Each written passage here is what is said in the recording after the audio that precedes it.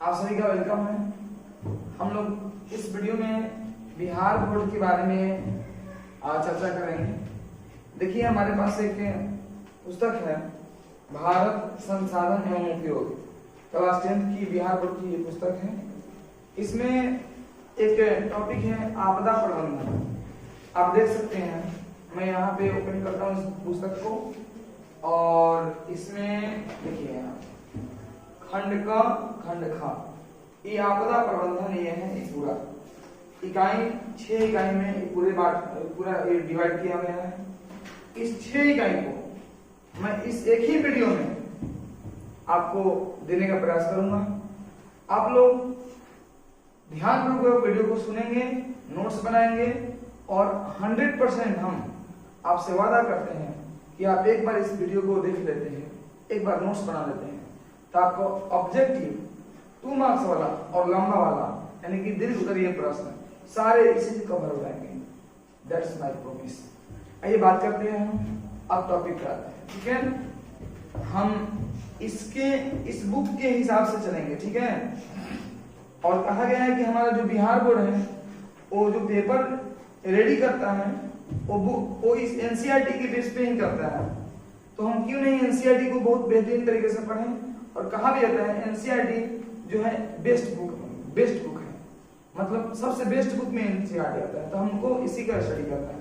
आइए बात करते हैं, क्लास 10 का है, चूंकि हम रिपीट कर रहे हैं। भूगोल विषय है, संसाधन एवं उपयोग, आपदा प्रबंधन है ना, खंड खा। इकाई 1 प्राकृतिक आपदा एक परिचय। प्रश्न बनता है कि आपदा क्या है। आपदा मतलब क्राइसिस, संकट। आपदा मतलब संकट, एक बहुत भारी संकट जो हम लोग को तहस नहस करके चला जाता है। जैसे में अगर अचानक हम यहाँ खड़े हैं, अचानक धरती हिलने लगे, ये गिर जाए मेरे शरीर पे, आप जहां बैठे हो वहां पे अचानक नीचे से कंपन होने लगे, ये क्या कहेंगे आप इसको? अचानक आफत आ गया, संकट आ गया, आपदा आ गया, इसी को आपदा बोलते हैं। अर्थात आप आपदा का परिभाषा अगर देना होगा तो आप दे सकते हैं बड़े स्तर पर। आपदा का परिभाषा दीजिए, बड़े स्तर पर जान माल को नुकसान पहुंचाने वाले अचानक हुए घटना को आपदा करते हैं। बड़े स्तर पर, बहुत बड़े स्तर पर जान माल को क्षति पहुंचाने वाले अचानक जो घटनाएं होती हैं उसे आपदा करते हैं।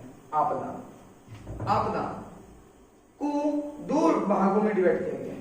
2 तरह के आपदा होते हैं, 2 तरह के संकट आते हैं हमारे पे, हम सब पे। एक आपदा का प्राकृतिक आपदा के नाम से जानते हैं और एक आपदा को हम मानव जनित आपदा के नाम से जानते हैं।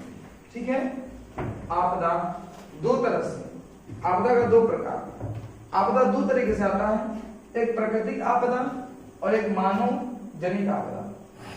प्रश्न बनता है कि प्राकृतिक आपदा में क्या आता है। प्राकृतिक आपदा जो प्रकृति कराती है, स्वयं घटित जाती है, इसमें हमारा कोई योगदान नहीं होता है।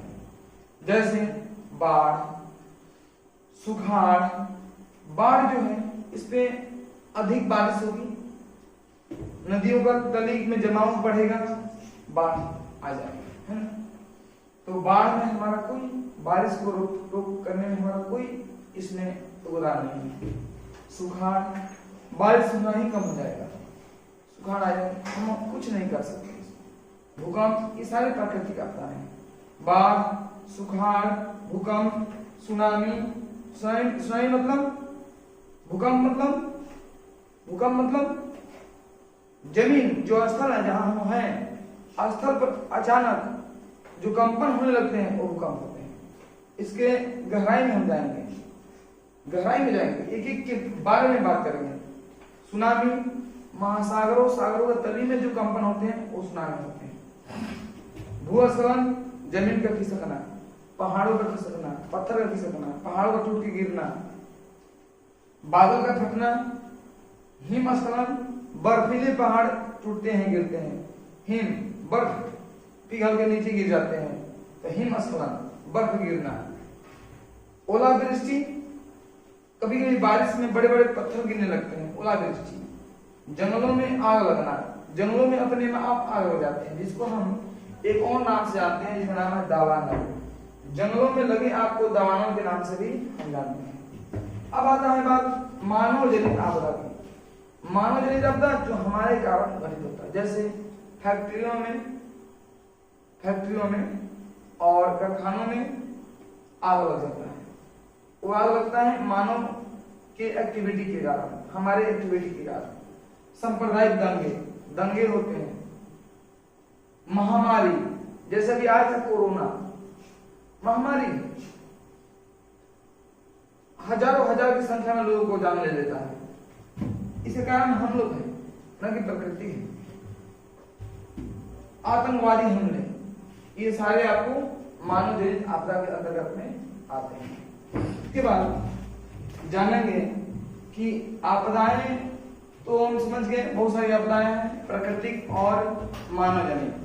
अब हम देखेंगे कि भारत में विनाशकारी चक्रवात आया था एक बार, वो कौन सा समय था? 29 अक्टूबर 1999। ये सब ऑब्जेक्टिव बनेगा। भारत में विनाशकारी भूकंप कब आया था? विनाशकारी भूकंप 1934 बिहार में भी यही बिहार में आया था, बहुत ही भयंकर। और 1967 में भारत में सुखाड़ कब आया था? 1966 में और 1987 में। भारत में सुनामी कब आया था? 26 दिसंबर 2004 में। हालांकि ये सुनामी बहुत ही भयंकर सुनामी था, जो कि हम इसके आगे जब सुनामी के बारे में और डिटेल्स डालेंगे तो उसमें ये बताएंगे कि ये सुनामी कब आया था, ये कहाँ आया था, कितना भयंकर था।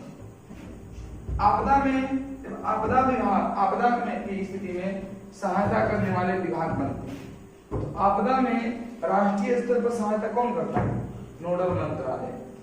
राज्य स्तर पर आपदा प्रबंधन विभाग, जिला स्तर पर जिला मजिस्ट्रेट कार्यालय, और प्रखंड स्तर पर पंचायत समिति कार्यालय, और गांव स्तर पर ग्रामीण आपदा प्रबंधन समिति।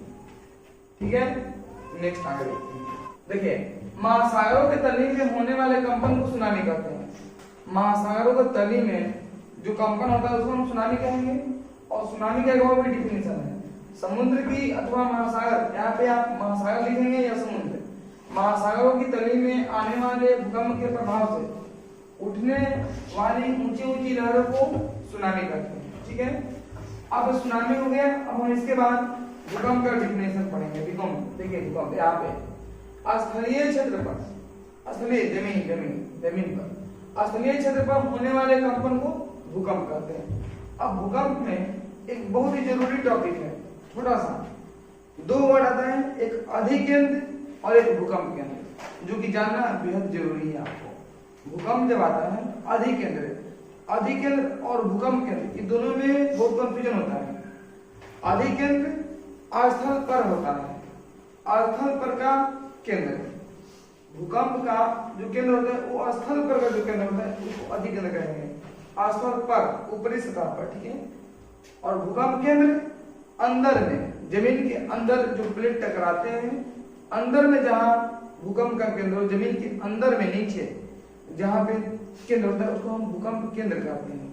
और जमीन के ऊपर स्थल पर जो भूकंपीय केंद्र होता है उसको हम अधिकेंद्र कहते हैं, जो ध्यान रखना हो। फिर से एक बार, स्थल पर का जो केंद्र होता है उसको हम अधिकेंद्र, और जमीन के अंदर का जो केंद्र होता है उसको हम भूकंप केंद्र।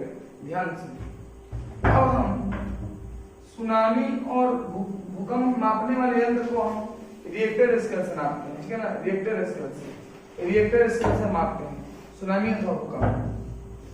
26 दिसंबर 2004 को दक्षिण पूर्व एशिया से बंगाल की खाड़ी तक भयंकर सुनामी आया था। आप समझिए, 26 दिसंबर 2004 को दक्षिण पूर्व एशिया से, ये ध्यान में रखना होगा, बंगाल की खाड़ी तक भयंकर सुनामी आया था। आएगा प्रश्न, बहुत सारे ऐसे प्रश्न पूछ देगा। कहां से? दक्षिण पूर्व एशिया से। कहां तक? बंगाली खाड़ी तक। भारत में सुनामी कब आया था? 26 दिसंबर 2004 को। भारत में कहा आया था? बंगाली खाड़ी में। बहुत सारा ऑप्शन है। वार्षिक वर्षा की मात्रा में 25% से अधिक की कमी होगी तो सुखाड़ घोषित कर देता है, सुखाड़। और 50 सेंटीमीटर से कम वर्षा वाले क्षेत्रों में प्रतिवर्ष सुखाड़ होती है। आइए बात करते हैं। बिहार में विनाशकारी भूकंप आया था 1934 ईस्वी में। विनाशकारी भूकंप 1934 ईस्वी में आया था। एक ये अलग से टॉपिक आ गया है जो इसी में था। हालांकि मैं अलग बाढ़ वाले में बताऊंगा, लेकिन यहाँ पे बता देना है। बिहार का सुख कोसी नदी। बिहार का सुख कोसी नदी। बिहार में अक्सर बाढ़ आता रहता है कोसी नदी का। कोसी को बिहार का सुख कहते हैं। सौरो ऑफ बिहार, ठीक है ना। बिहार का सुख कोसी नदी है। बिहार में बाढ़ग्रस्त क्षेत्र कोसी नदी का बाढ़ग्रस्त क्षेत्र कौन है? उत्तरी बिहार। प्रश्न आएगा कि बिहार के बाढ़ग्रस्त क्षेत्र कौन है? तो उत्तरी बिहार। उत्तरी बिहार में हमेशा बाढ़ आते रहते हैं कोसी नदी के कारण, ठीक है ना। भूकंप वाले क्षेत्र में भवन बनाया जाता है, भवन, घर। उसकी आकृति कैसी होनी चाहिए? आयताकार अथवा वर्गाकार। ये आपको याद रखना पड़ेगा। 1 नंबर में ये, 2 नंबर में ये। अगर ये ना आए तो ये, अगर ये ऑप्शन में ना आए तो ये ऑप्शन आ गया, आयताकार अथवा वर्गाकार, ठीक है ना।